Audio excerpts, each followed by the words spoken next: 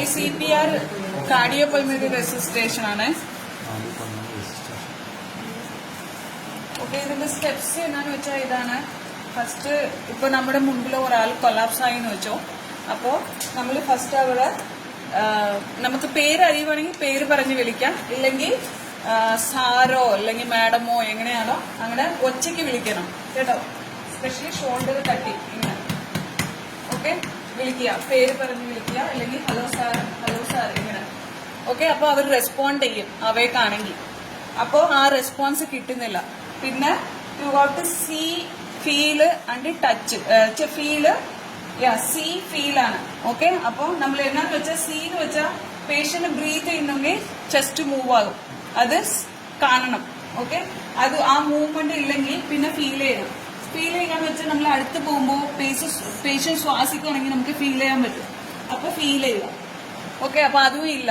അപ്പൊ നെക്സ്റ്റ് നമ്മൾ മെയിൻ ആയിട്ട് പറയുന്ന ഇതിനകത്ത് കരോട്ടിഡ് പൾസ് ഫീൽ ചെയ്യണമെന്ന. എല്ലാ പൾസും ആബ്സെന്റ് ആയെങ്കിലും ഈ പൾസാണ് ലാസ്റ്റില് സ്റ്റോപ്പ് ആകുന്നത്. അപ്പൊ നമ്മള് കരോട്ടിഡ് പൾസ് എന്ന് പറയുന്നത് ഇവിടെയാണ്, എല്ലായിടെയും ഇവിടെ ഉണ്ട് ഓക്കെ. ഈ ജോയുടെ അടുത്ത് രണ്ട് സൈഡുണ്ട്.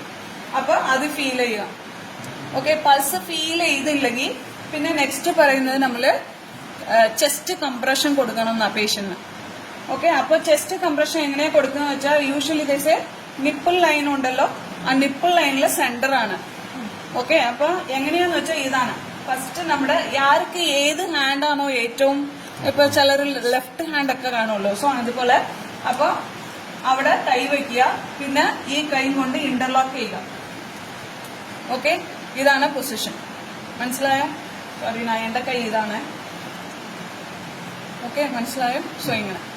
അപ്പോ പേഷ്യന്റ് അതിനു മുൻപ് പേഷ്യന്റ് ഫ്ലാറ്റ് ഏരിയയിലാണ് കിടക്കേണ്ടത് ഓക്കെ. താഴെ ഇത് വരാൻ പാടില്ല, അല്ലെങ്കിൽ റിഫ് ഫ്രാക്ചർ ഉണ്ടാകാം. അപ്പോൾ തലയണൊക്കെ ഉണ്ടെങ്കിൽ അതൊക്കെ മാറ്റിയിട്ട് ഇങ്ങനെ ഫ്ലാറ്റ് ആയിട്ടാണ് കിടത്തേണ്ടത് പേഷ്യന്റ്. അണ്ട് കൊടുക്കുമ്പോൾ ഇത് ഇച്ചിരി ഹാർഡായിട്ട് ഉണ്ടാകണം, ഹാർഡ് സർഫേസിലാണ് നമ്മൾ കിടക്കുന്നത് കേട്ടോ. ഇപ്പൊ ഇത് ഈ വെട്ടിച്ചിരി പൊക്കമാണ്, ഇപ്പൊ അതിനകത്ത് കയറി നിൽക്കാൻ പോകും, അല്ലെങ്കിൽ നമുക്ക് കറക്റ്റ് പൊസിഷൻ കിട്ടത്തില്ല കേട്ടോ.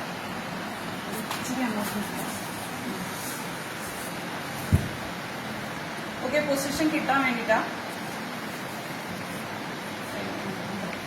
ഓക്കെ. അപ്പോ ഇങ്ങനെയാണ്, ഇതാണ് കറക്റ്റ് പൊസിഷൻ കേട്ടോ. യു സീ മൈ ഹാൻഡ്, ഇവിടെ ഒന്നും ബെൻഡ് വരാൻ പാടില്ല, അപ്പോഴേ നമുക്ക് കറക്റ്റ് ഫോഴ്സ് കിട്ടത്തുള്ളൂ ഓക്കെ. 1 2 3 4 ഇത്രയ്ക്ക് അത് അകത്തോട്ട് പോയി റിക്കോയിൽ ആകണം ഓക്കെ. ഇപ്പൊ നമ്മൾ എന്നതാ ചെയ്യുന്നതുകൊണ്ട് ഹാർട്ട് നിന്ന് പോയി നമ്മൾ ആർട്ടിഫിഷ്യലി അത് പമ്പ് ചെയ്ത് കൊടുക്കുവാണ്, അതാണ് നമ്മൾ ചെയ്യുന്നത് ഓക്കെ.